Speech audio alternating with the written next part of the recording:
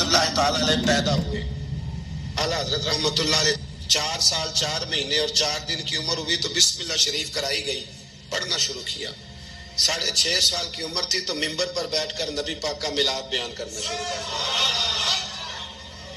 13 سال کی عمر میں اعلیٰ حضرت نے تمام علوم حاصل کر لیے تھے. 13 اور تقریباً 13.5 سال اور 13.25 سال کی علم میں ایک ہوتا ہے تقریر کرنا اور ہوتا ہے ایک ہوتا ہے فتویٰ لکھنا. بہت بڑا مفتی ہو تو فتویٰ لکھتا ہے, تو ابھی اعلیٰ حضرت کی عمر پوری 14 سال نہیں ہوئی تھی کہ فتویٰ پہلا لکھ کے دے دیا. آپ کے والد صاحب بہت بڑے مفتی تھے, زمانہ فتویٰ لیتا تھا. جب پہلا فتویٰ اعلیٰ حضرت نے دیا تو آپ کے ابا جی اسی دن اٹھے, فرمانے لگے بیٹے میں آج سے فارغ ہوں, فتویٰ تو ہی لکھا کرے گا. اور یہ پتہ ہے بات کیا ہے, لوگوں کو حسد پیدا ہو جاتا ہے. جس میں کوئی خوبی ہو نا اس کی خوبی کا اعتراف کرنا چاہیے, جلنا نہیں چاہیے. لوگ جلتے ہیں, داستان سرائی کرتے ہیں, پروگرام بناتے ہیں. خوبی ہو تو خوبی کا اعتراف, ہم خوبی کا اعتراف نہیں کرتے, یہ ہمارا نقص ہے. اعلیٰ حضرت رحمۃ اللہ علیہ کو اللہ نے کمال دیا. اعلیٰ حضرت سے عمر میں بڑے تھے مولانا وسیع احمد صاحب, اور محدث تھے بہت بڑے, پیلی بھیت میں رہتے تھے. ان کی اعلیٰ حضرت سے ملاقات ہوئی تو فرمانے لگے بھئی یہ معمولی بندہ نہیں, یہ مجدد ہے اپنے وقت کا. حالانکہ وہ محدث تھے, وہ اعلیٰ حضرت سے عمر میں بڑے تھے, انہوں نے مجدد کہا. پھر اعلیٰ حضرت نے لکھنا شروع کیا, 1000 کتاب لکھی فاضل بریلوی. کتنی پڑھی ہے ویسے ایسا کدی 1000؟ جی بچوں سے میں پوچھتا ہوں, کئی دفعہ پیپر دیکھے آتے ہیں تو میں کہتا ہوں کتابیں ساری پڑھی, کہتے نہیں اپ ٹو ڈیٹ تو تیاری کی تھی. استادوں نے کہا تھا یہ والے باب یاد کر لینا پیپروں میں آ جائے گی. یعنی پوری کتاب جو ہماری ہوتی ہے نا کورس کی, اسکولوں میں بچے وہ بھی ساری پڑھتے, موٹی تیاری ہوتی ہے نا. یعنی کتاب پڑھنا بڑا مشکل کام ہے. ہمارے ایک بزرگ تھے تو وہ کہا کرتے تھے کتاب بڑی مہنگی ہو گئی, کتاب خریدنی بڑی مشکل ہے, اور خرید کے پڑھنی اس سے مشکل ہے, پڑھ کے سمجھنی اس سے مشکل ہے. فرمایا کرتے تھے سمجھ کے عمل کرنا سب سے مشکل ہے. یہ کام ہی بڑا مشکل ہے پڑھنے پڑھانے کا. اعلیٰ حضرت نے 1000 کتاب لکھی, اور کس طرح کر کے لکھی کہ دلائل کے انبار لگا دیے.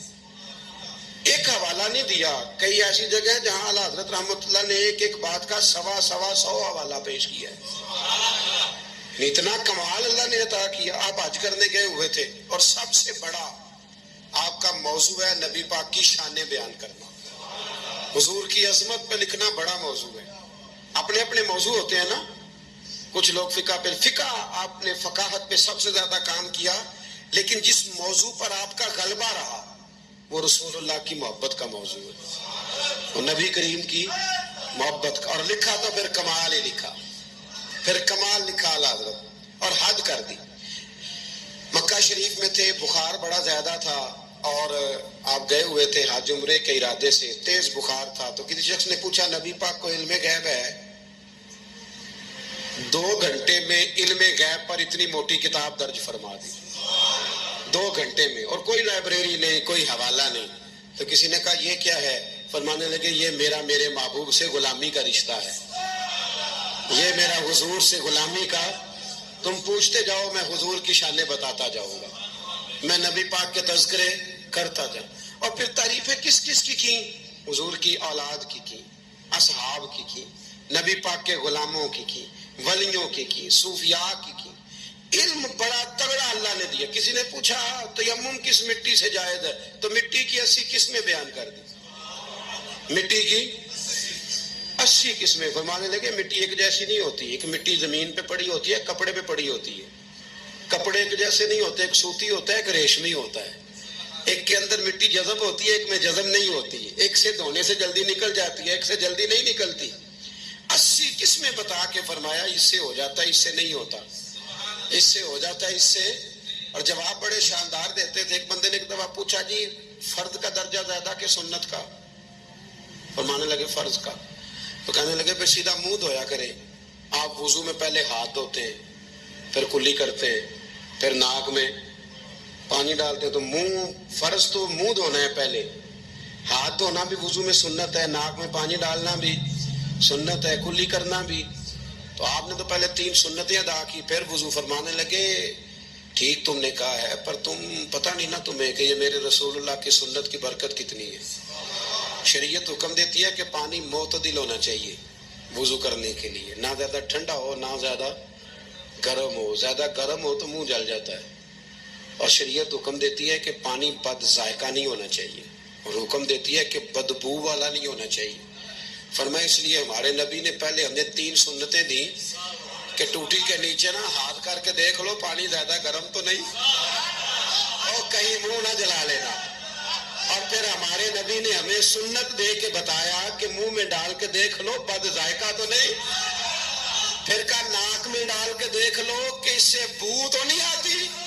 فرمایا مصطفیٰ نے کہا میری 3 سنتیں ادا کر کے اب چہرے پہ پانی ڈالو گے تو فرض ادا کرنے کا مزہ آ جائے گا۔ اعلیٰ حضرت کو اللہ نے وہ کمال دیا، ملک سخن کی شاہی تم کو رضا مسلم، جس سمت آ گئے ہو سکے بٹھا دیے۔ باتیں بہت ساری ہیں، کچھ خالص علمی ہوتی ہیں، کچھ بڑے علم بھی ہوتا ہے اور اس میں لطف بھی ہوتا ہے۔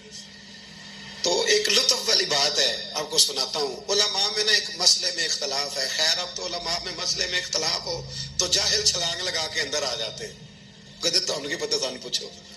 علماء میں اکثر مسائل میں اختلاف رائے ہو جاتا تھا اور ہے آج بھی۔ امام شافعی اور امام مالک کا اختلاف کوئی نہیں تو کیا گالیاں دینی شروع کر دیں گے لوگ؟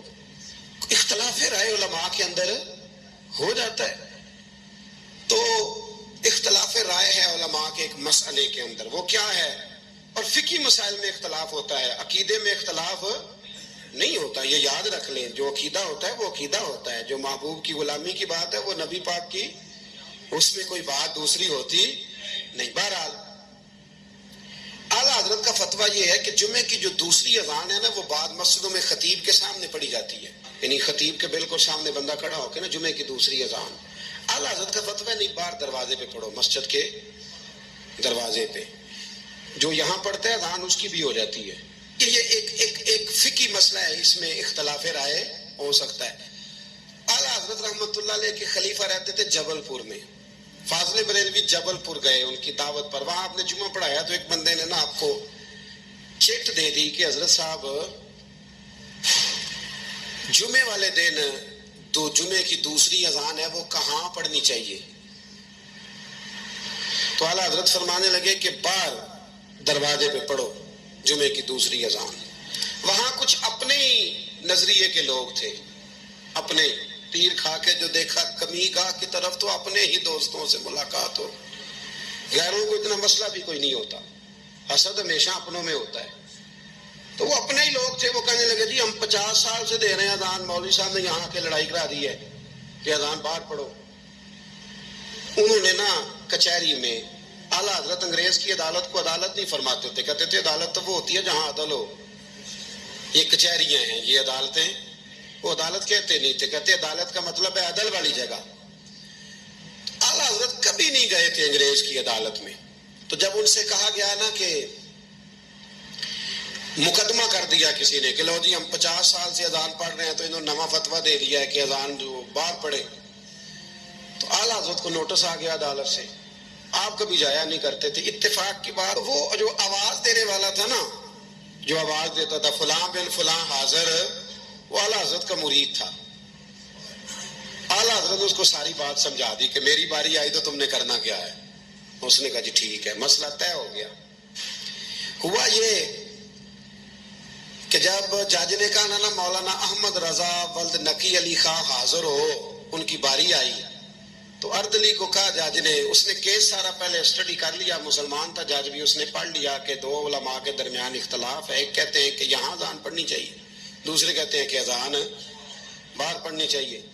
تو وہ پتہ کیا کہتا ہے، اس کو سمجھایا ہوا تھا، جج کہنے لگا چلو جی یہ مسئلہ بھی نمٹاؤ، وہ مدعی پارٹی بھی آئی ہوئی تھی، اعلیٰ حضرت نہیں آئے تو وہ بڑے خوش تھے کہ وہ نہیں نہ آیا، تو ہم جج کو نا تھوڑا سا اس کو ہوا بھریں گے کہ دیکھا نا جی وہ تو آپ کو بھی کچھ نہیں سمجھتا، وہ بات اور خراب ہو جائے گی۔ پر وَتُعِزُّ مَن تَشَاءُ تُذِلُّ مَن تَشَاءُ، یہ عزتیں ذلتیں یہ اللہ کے ہاتھ میں، یہ رب کریم کے ہاتھ میں۔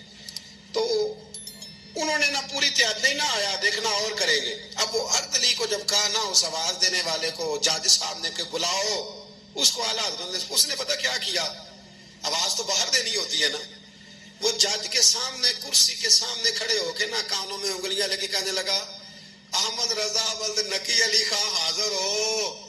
اور جج کہنے لگا پاگل ہو گیا، باہر جا کے کہنے لگے جی یہی تو میرے پیر کہتے ہیں، یہی تو وہ فرماتے ہیں، یہ تو وہ فکرہ ادا کرتے. ملک سخن کی شاہی تم کو رضا مسلم، جس سمت آ گئے ہو سکے ہی بٹھا دیے. فرمایا جی یہی تو وہ کہتے ہیں، وہ کہتے ہیں مولوی تو آیا بیٹھا جمعہ پڑھانے کے لیے، اس کو اذان کیوں سناتا ہے، باہر سنا تاکہ جو رہ گیا وہ بھی آ جائے. یہی تو وہ فرماتے ہیں. جج کہنے لگا مولانا کو تکلیف کرنے کی ضرورت نہیں، وہ جو کہتے ہیں ٹھیک ہی کہتے ہیں. فتویٰ مسئلہ ان کے حق میں دیتا ہوں. یاد رکھیں اعلیٰ حضرت کا یہ کمال تھا کہ انہیں اللہ نے علم بھی دیا تھا اور سمجھانے کی طاقت بھی عطا فرمائی. ان کے اندر یہ قوت تھی، یہ ہمت تھی کہ وہ بات سمجھا سکتے تھے، لیکن اس کی شان زیادہ ہوتی ہے، اس کے مخالف بھی زیادہ ہوتے ہیں. پکی بات. اعلیٰ حضرت نے ایک شعر لکھا ہے، غوث پاک سے فریاد کرتے ہیں عدو بددین اور مذہب والے حاسد. کہتے ہیں اے غوث پاک، وہ جو میرے بیگانے ہیں نا وہ تو ویسے ہی بد دین ہیں، اور جو میرے اپنے ہیں وہ مجھ سے حسد کرتے ہیں. تو ہی تنہا میرا زور بازو ہے یا غوث. کہتے ہیں تو ہی میرا زور بازو ہے. بیگانے ویسے بد دین ہے اور اپنے تو ہی ہے جو تنہا میرا زور بازو ہے. تو حاسدین بڑے اندر پیدا ہو گئے باہر. تو ساری زندگی فاضل بریلوی نے مقابلہ کیا. ایمان، اگر علم بڑا تگڑا تھا تو ایمان بھی بڑا تگڑا تھا، تگڑا ایمان. آپ یقین کریں ایمان بندے کا مضبوط ہونا تو دنیا کے ہر میدان میں وہ کامیاب ہوتا ہے. اور اگر ایمانوں میں کمزوری ہو، کچی کچی باتیں کرنا، ٹھیک ہے چلتے ہیں کرتے ہیں، یہ بھی صحیح ہوگا وہ بھی صحیح ہوگا، سوال ہی نہیں پیدا ہوتا. تگڑی. نبی کریم علیہ السلام نے نا ایک حدیث حضور نے بیان فرمایا، کسی مصیبت زدہ کو، کسی بیمار کو دیکھو تو ایک دعا پڑھ لیا کرو، تم کبھی اس مصیبت میں مبتلا نہیں ہوگے. دعا کیا ہے؟ الحمدللہ الذی مما ابتلاک بہ وفضلنی علی کثیر ممن خلق تفضیلا. یہ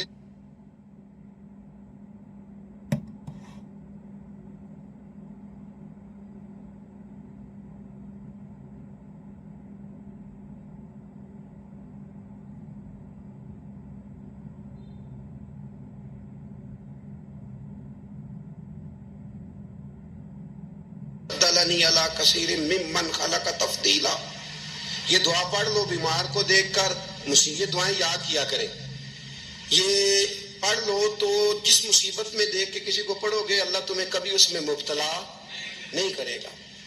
بریلی شریف کے دائیں بائیں ہندوستان میں نا ایک مرض اکثر پھیلا کرتا تھا، اس کو طاعون کا مرض کہتے ہیں. طاعون کا مرض.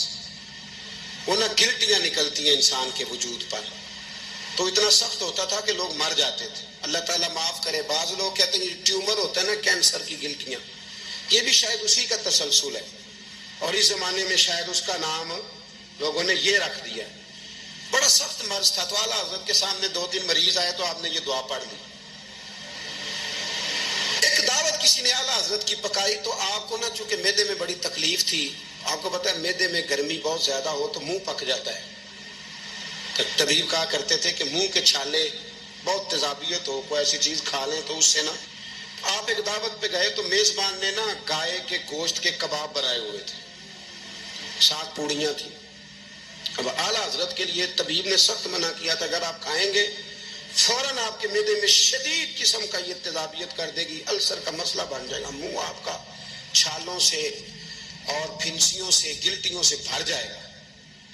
اب جب وہاں پہنچے تو اس نے یہ پکا کے رکھا تھا. اب یہ جو دیندار لوگ ہوتے ہیں نا ان بیچاروں کے بڑے مسئلے ہوتے ہیں، بڑے مسئلے. یہ کئی دفعہ اپنی بچت کے معاملے میں بڑے پریشان ہوتے ہیں کہ لوگ کیا کہیں گے. جاہل تو جو مرضی کر جاتا ہے نا، عالم نے پھونک پھونک کے قدم رکھنا ہوتا ہے کہ یار یہاں نہ مسئلہ بن جائے، یہاں نہ مسئلہ بن جائے. اب وہ آپ کا خادم کہنے لگا حضور ان سے کہتے ہیں کہ یہ سادہ کوئی کھانا لے آئے تاکہ آپ کھا لیں، اب یہ آپ کھائیں گے تو بیمار ہو جائیں گے. تو اعلیٰ حضرت فرمانے لگے وہ تو بات تیری ٹھیک ہے کہ بیمار ہو جاؤں گا، لیکن اب یہ آدمی ہے، اس کو میں کیسے کہوں؟ یہ کہے گا کہ میں نے اتنی محنت کی ہے اور یہ کھا نہیں رہے. اخلاقاً درست نہیں کہ آپ میزبان کو، اب آپ کسی کو کہہ دیں تو واقعی مشکل ہوتی ہے کہ یار حد ہو گئی ہے، اتنے پیسے لگا دیے، اس کو پسند نہیں آ رہا. خیر چاروں ناچار آپ فرمانے لگے یار جتنا بھی کھایا جاتا ہے کھا لیتے ہیں، پھر جو ہوگی دیکھی جائے گی. بندے کا دل رکھنا بھی تو ضروری ہے نا، اور رب کریم کے بندوں کا طریقہ یہی ہے، اللہ کے بندوں کا طریقہ یہی ہے، دل رکھنا بھی تو ضروری ہے نا.